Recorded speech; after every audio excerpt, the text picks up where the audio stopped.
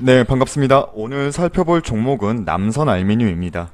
이 종목 너무 다들 잘 아시죠? 이낙연 대장주고 최근에 총선 앞두고 3월 말부터 거즘 이때까지 최고점 찍었을 때까지 150% 가까이 상승했었던 종목입니다. 4월 6일 날 7,980원 신고가 찍어주고 오늘은 조정 국면을 맞았는데 일단 분봉으로 볼까요? 네, 분봉으로 봐도 장중한 때 6,030원까지 밀리면서 마이너스 12.61%까지 내려갔다가 이내 오후장에서 어느 정도 만회해주면서 금일 종가 6,400원 마이너스 7.25%로 마감했습니다.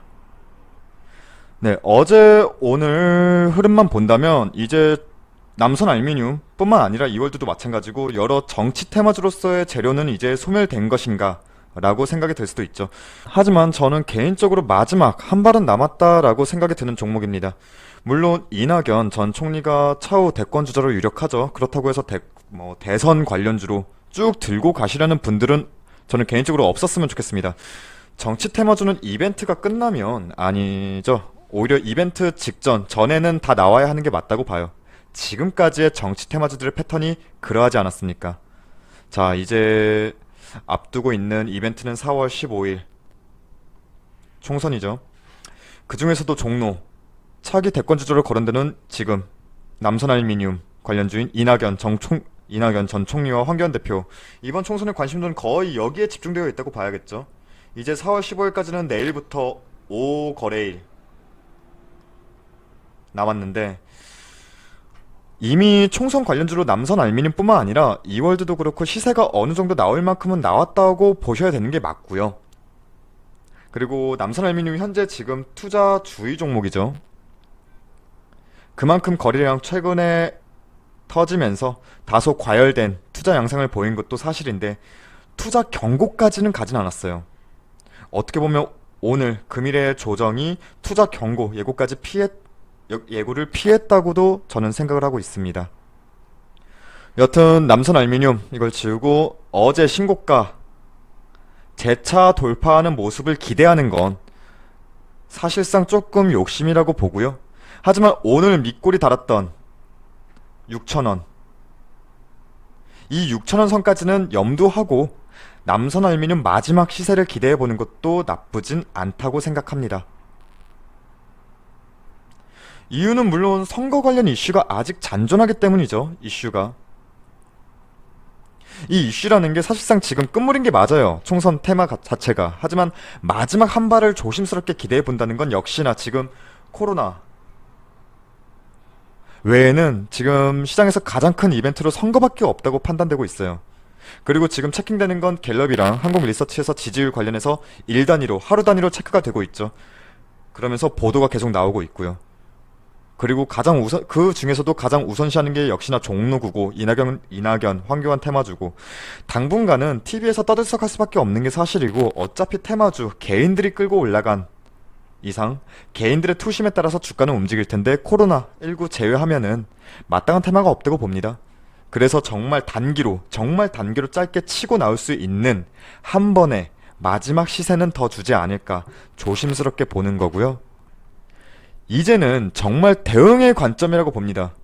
다시 말씀드리지만 이 종목 이제는 마지막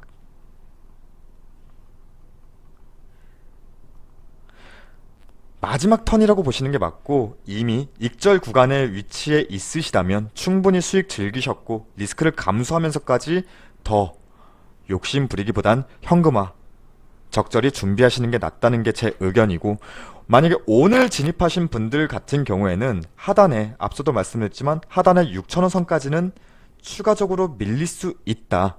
이 점 염두하시면서 6,000원 선에서 제어가 되는지 여부 꼭 체킹이 되어야 한다고 봅니다. 그래, 내려왔다 치자. 여기까지 내려왔다 치자. 그럼 여기 6,000원 선에서 추가 매수를 할까? 이렇게 말씀 주시는 분들도 계실 텐데 저는 추가 매수보다는 일단 6,000원이 깨진다고 판단되면 현금화가 우선이죠. 여기서 굳이 일반적인 종목도 아니고 테마주잖아요. 테마주에 굳이 추가 매수를 하면서까지 이 종목 더 먹겠어 라는 건 욕심이라고 봐요. 일단 다시 돌아와서 테마주가 아닌 일반적인 종목들의 경우에는 어느 정도 만약에 하락을 하더라도 어느 정도 쌓여있는 하락 제어 구간이 나오면서 충분히 대응할 수 있는 시간적 룸이 발생하는데, 테마주는 이 기업의 실적, 성장 모멘텀이 이런 부분으로 접근한 종목이 아니기 때문에 재료가 소멸될 때에는 대응할 수 있는 시간적 여유가 없을 수도 있어요.